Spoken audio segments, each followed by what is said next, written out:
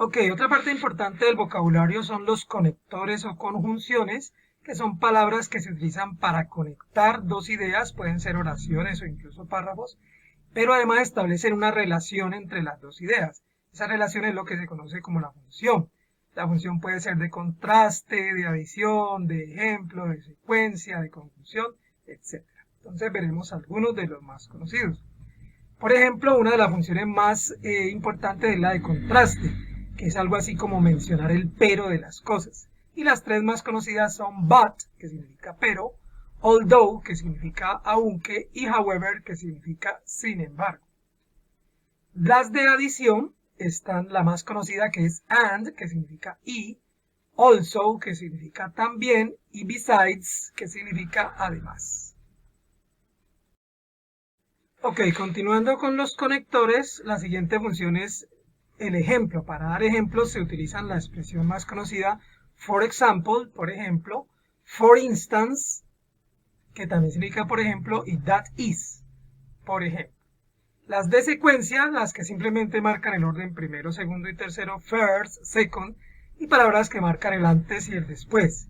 Then, que significa entonces, later, que significa luego o después, before, que significa antes, after, que significa después, finally, que significa finalmente, since, que significa desde cuando se habla de tiempo, desde febrero a marzo, until, hasta, que marca horas y tiempo.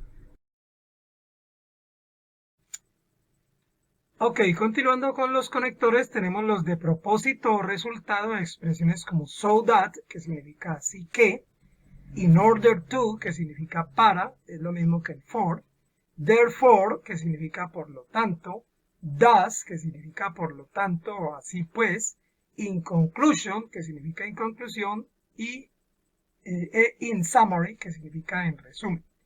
Las de causa son because, porque, due to, debido a, y given that, dado que. Ok, finalmente están los conectores de comparación que permiten establecer la relación esto como aquello. Por ejemplo, la forma like, que en este caso no significa gustar, sino que significa como. Similar to, parecido a, in the same way, en la misma manera o el mismo modo. On the other hand, por otro lado.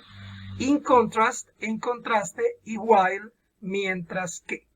Y los dos artículos que son a y an, que significan uno, una, pero la diferencia es que a se escribe antes de palabras que empiezan por consonante, como por ejemplo a house, a clown, a year, y an se utiliza antes de palabras que empiezan por vocal, como an apple, an onion y a union.